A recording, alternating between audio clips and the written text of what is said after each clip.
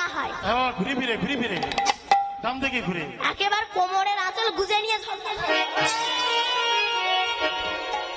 ও হরি নামে কথা বেরোয় না। একটু জোরে বলবেন, বলো রাধে রাধে রাধে রাধে বৃন্দাবন में राधा कुंड में कुंडा में गोवर्धन में नंदगांव में बरसोना में अलीगढ़ में मधुबन में